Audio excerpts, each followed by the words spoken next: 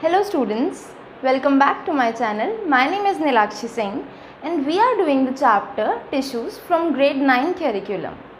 So in the previous video we have studied about what are tissues, what are unicellular and multicellular organisms, what are cells and how are tissues made up of cells, how are they formed from the cells, how are organs made up of tissues and how a complete organism is made up of different organ systems.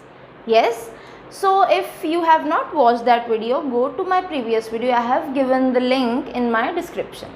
So today we will be doing the plant and animal tissues. I have told you in my previous video as well that there are different tissues which make plants and animals.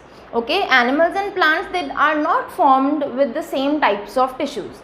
So here I have made a flow chart which involves the different types of plant tissues.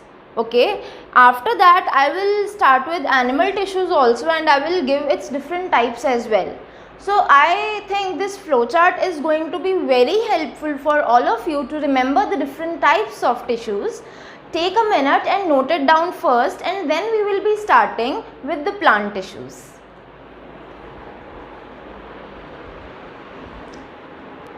So let me explain you first the different types of plant tissues, okay, then we will be proceeding with it further. Okay, so there are different types of tissues in plants and animals as already told. First of all we will be starting with plant tissues only. So plant tissues are of two types which are meristematic and permanent tissues. Okay, I have told you about meristematic and permanent tissues definition in my previous video. Okay, so meristematic tissues are basically the cells which these tissues are basically formed of those cells which keeps on dividing throughout their life. They do not grow in size, whereas permanent tissues are those tissues which grow in size, they do not divide and they perform a specific function. Okay, when meristematic tissues, they stop dividing and when they start growing in their size and when they start performing a specific function, or when they are assigned a specific function to be performed in our body, are known as permanent tissues. Okay, you have to write meristematic tissues and permanent tissues here. Okay, so depending upon the location of meristematic tissues in the plant body, they are of three types. Okay, first one is apical meristem. Okay, depending upon the location, apical meristem, intercalary and lateral meristem.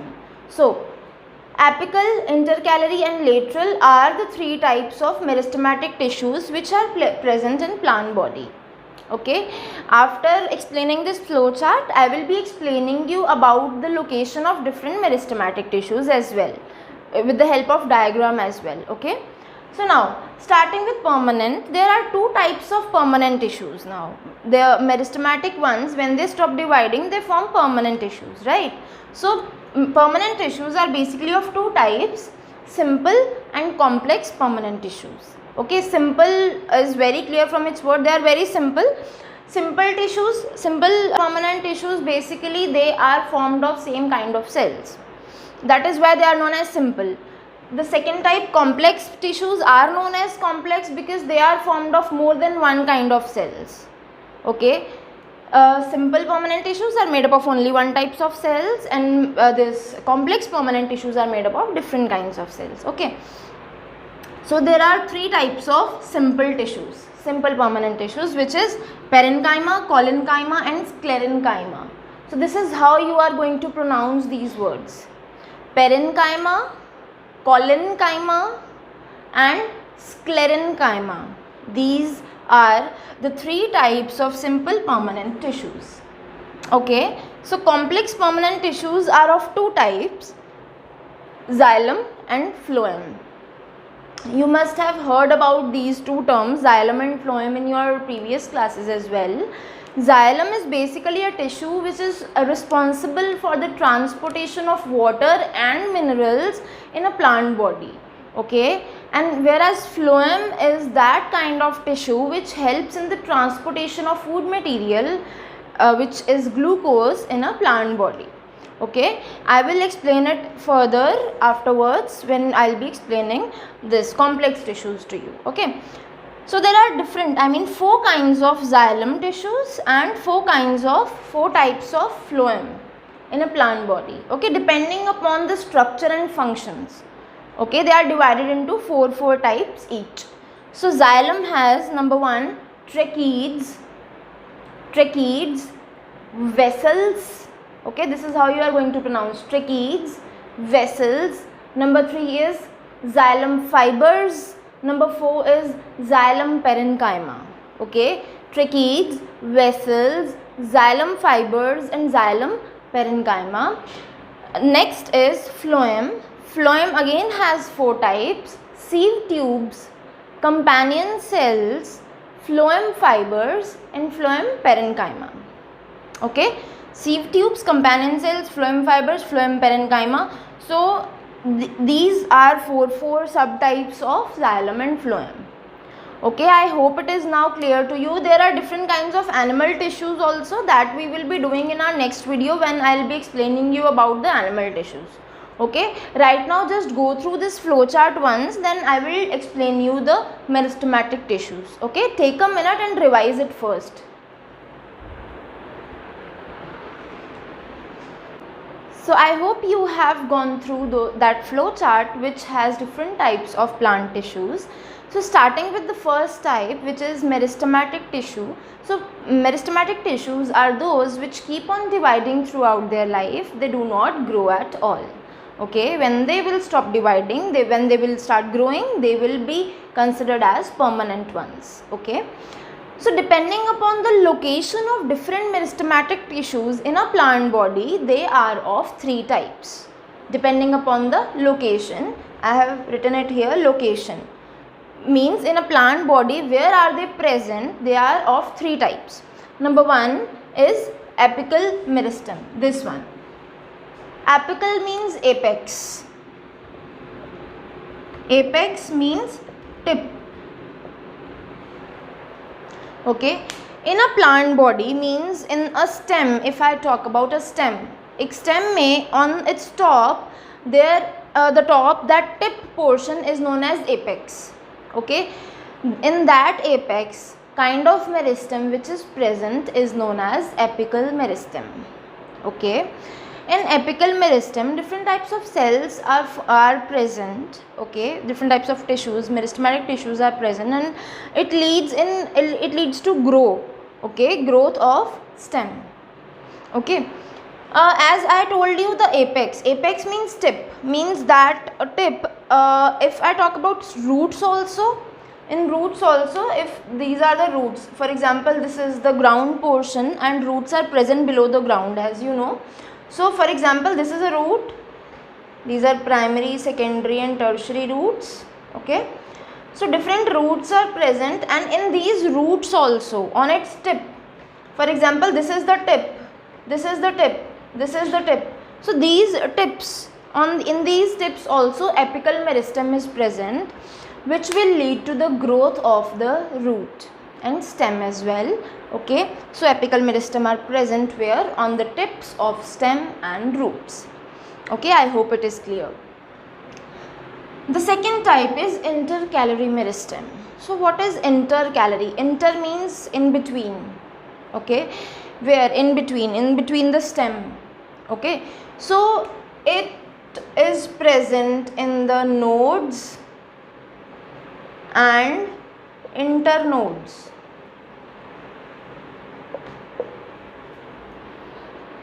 What is a node and an internode now? For example, I would like to draw here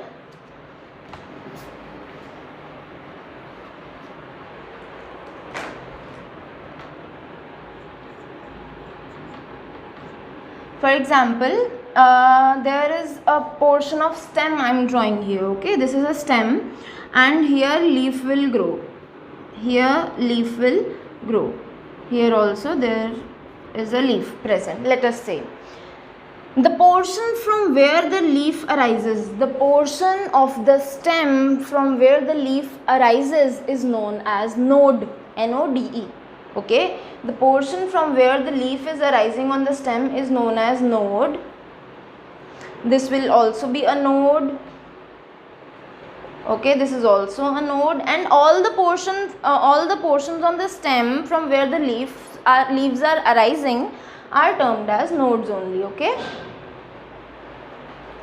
and a portion between two nodes, for example from here till here, the whole portion between two nodes is termed as internode. Okay,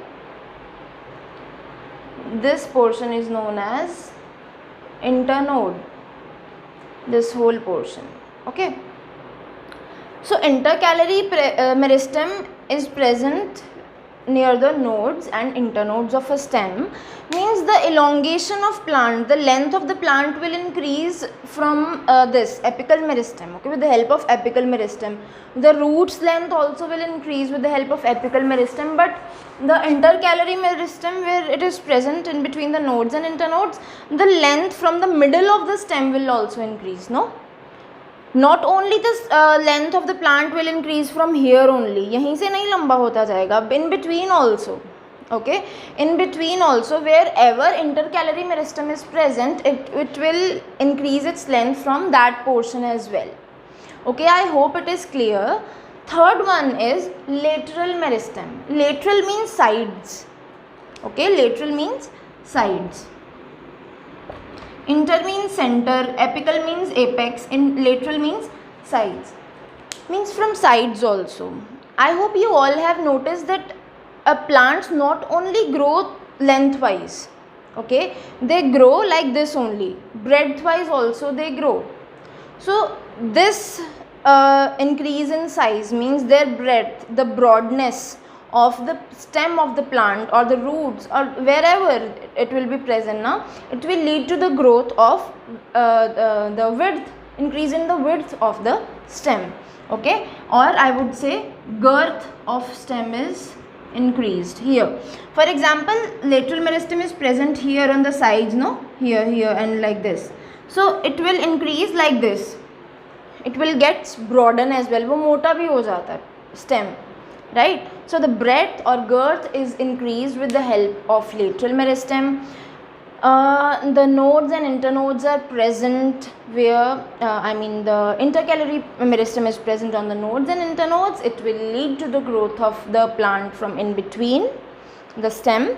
Now apical meristem is present on the apex, means tip of plant, wherever roots and stem, okay, are there. So there on the tip, from the tip, the apical meristem helps in growing of the plant. I hope the meristematic tissues types are clear to you all. So on basis of the location of meristematic tissues in the plant body, I have given you the three types. The first one is apical meristem, second one is intercalary meristem, and third one is lateral meristem. Apical meristem helps in increasing the length which is present on the tip of stem and roots. Roots also have to grow downwards, right? So apical meristem is present on the tip of roots and stem both, whereas intercalary meristem is present in between the stem on the nodes and internodes, from where it helps in increasing the height of the stem. And last one is lateral meristem, which helps in increasing the girth of the plant, means width of the plant is increased with the help of lateral meristem. I hope it is clear to you all. Take a minute, note it down, write all the meanings that I have told you. Whenever I tell you any meaning, just write down in your notebooks or textbooks, okay, so that it becomes easy for you to learn, to grasp the things, to remember the things, okay. Take a minute and note it down fast. So yes students, I hope you have noted it down and you have understood whatever I have taught you previously. Now I will be starting with the next topic, that is simple permanent tissue, which is given under the plant tissues only, okay. As I already told you that plant tissues have different types like simple and complex permanent tissues, and in the flow chart I have already told you about the types of simple permanent tissues, which is parenchyma, collenchyma and sclerenchyma. So these are the structures of parenchyma, collenchyma and sclerenchyma, children. So you have to be aware about the diagrams as well, the functions as well of this tissue, okay. So yes, parenchyma structure is this, which has basically intercellular tissues present in it. Okay, intercellular spaces are present in between the cells of the parenchyma. These are the intercellular spaces, means small spaces are present. Basically this is a tissue which is made up of cells only, right? So in between these cells there are different spaces are present in the cells. Okay, so starting with parenchyma's function, basically parenchyma is present in all the living parts of the plant. So it is basically a living tissue. Okay, in parenchyma, I would say basically the main point that that you have to mention is the presence of intercellular spaces. Basically all these three types of tissues are present below the epidermis. Means in plants the outermost layer is what? Epidermis, right? In our body also outermost layer of skin is epidermis, which is composed again of cells. Okay, but these tissues are present one layer below the epidermis. Okay, first point, it is living. Now a very important point, the green portion of all the plant, basically the living portion, has parenchyma in it. Okay, these are two very small terms that I have mentioned here, is erenchyma and chlorenchyma.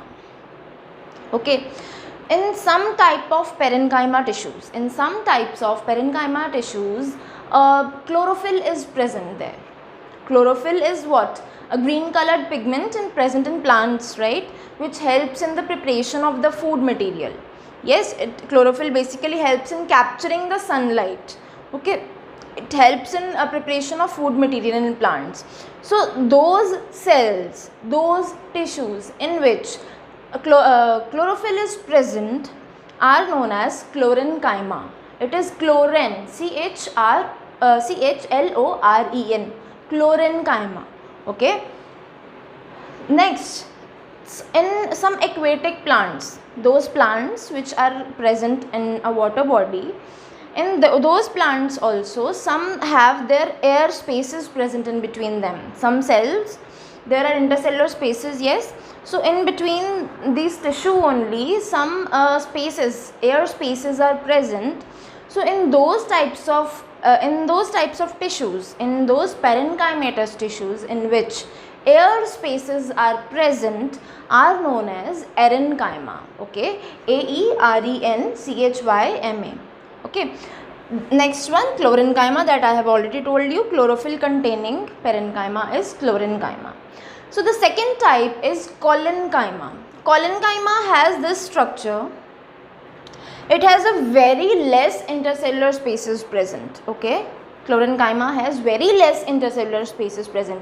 So the same way I have written here now the diagram and the different points I have mentioned here, just so that you remember it. Okay, the same way you have to write down in your paper as well. In your exams also you have to mention the same way.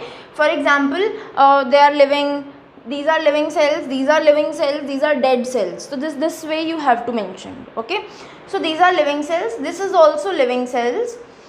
The very second function, the very important function of collenchyma is flexibility. Okay, some parts of the plants are very flexible. The soft stems which are young right now, okay, the green stems, the tendrils are what? In some plants you have seen in ferns also. Ferns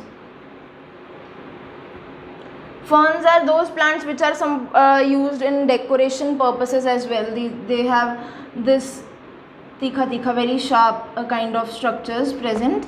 So in those also the tendrils are present, and in many other plants also tendrils are present. As a curls jaisa it is present.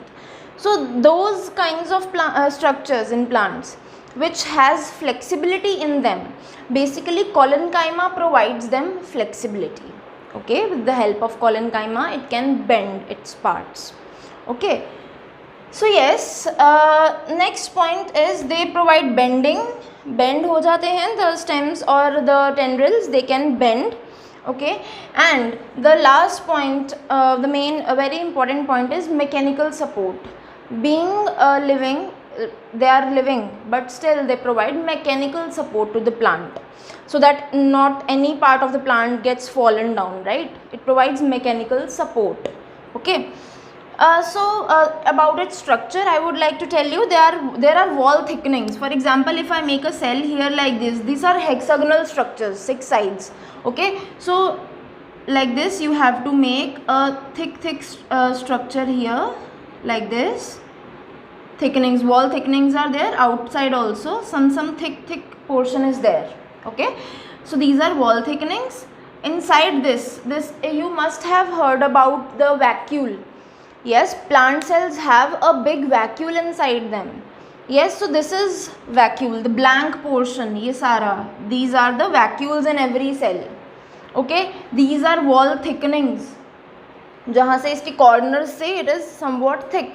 Okay, next we have cell wall. Ye jo double layer I have made, this one is cell wall, and this inside it, this one, जिसको I have thickened somewhat, it is cell membrane. You must have studied in the chapter fundamental unit of life that the plant cells, they have cell wall, cell membrane both.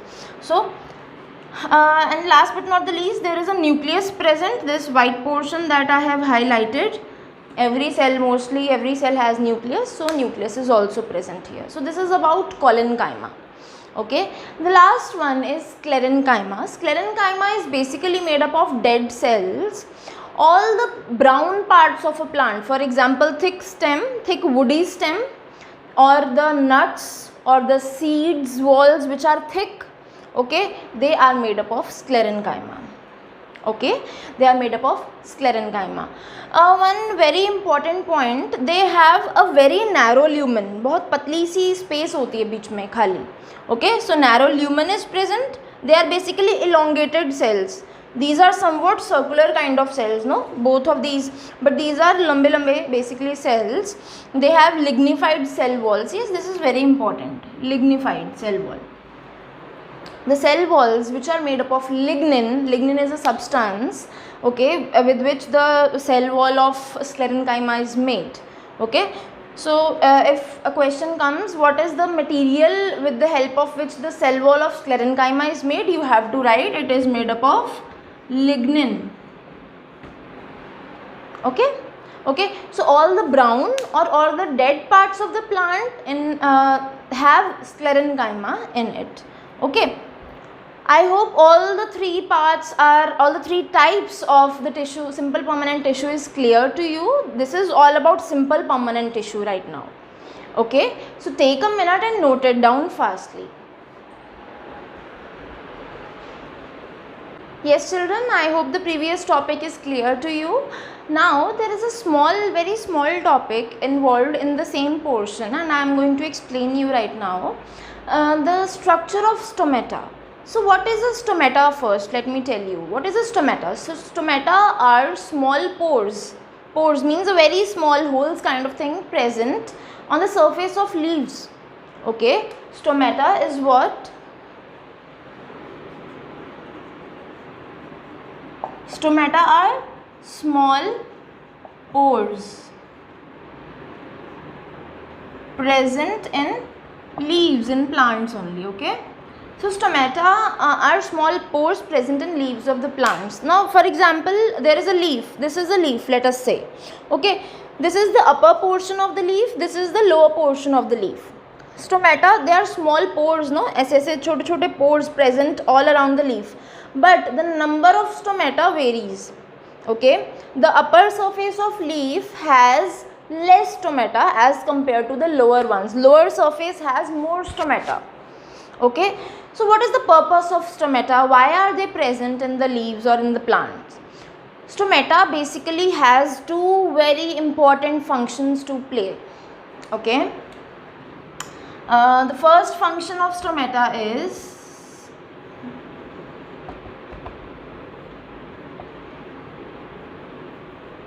transpiration.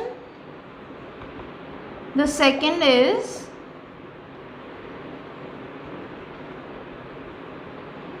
exchange of gases. Now plants also need to breathe or respire, right? Plants को भी सांस लेनी है. They take in carbon dioxide and they release out oxygen. Yes. So how do they do that? They don't have lungs, they don't have nose to exhale or inhale, right? So they do this with the help of stomata. Okay, so this is a small pore, this is a very minute pore, we cannot see those pores with our naked eyes. Okay, हम ऐसे अपने leaves में we cannot see the stomata in the form of pores. Okay, so this is a very, they are tiny pores. Okay, when they open, the CO2 is they take in and they release O2, oxygen, they inhale carbon dioxide. Okay, and then they close, then they get closed. Okay, the second very important function is transpiration. Transpiration is what? I am writing down the definition of transpiration: loss of water or loss of excess water from the aerial parts of the plant.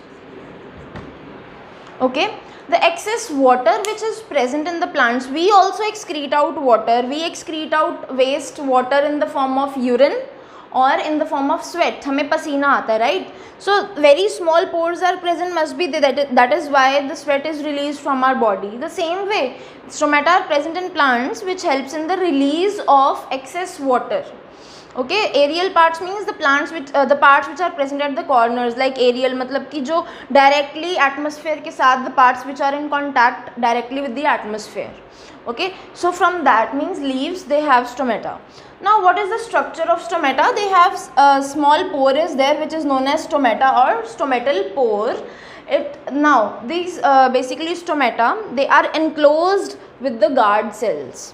Okay, stomata is enclosed with the help of guard cells. Means stomata are not open pores, they have guard cells. When guard cells they open, like a door it is. Okay, when a door is opened, we move out or we get in and the door is again closed. The same way it occurs when the guard cells they open, the stomata gets open basically and the water is released, waste water, gases exchange occurs and then they get closed. Okay, they only open when there is excess of water in them. Okay, when they have excess of water, उनको वो पानी बाहर निकालना है, then only guard cells move apart and it gets opened and then the water is released. Okay. Okay, so I hope it is clear. Take a minute and note it down fast and also write down these two functions of stomata. Okay, do it. So here we have finished the plant tissues. In my next video we will be starting with the animal tissues. I hope it is clear to you all till now that I have explained. Okay, in case you have any doubt, you can drop your questions in my comment box. Okay, and then I will clear it out in my next video.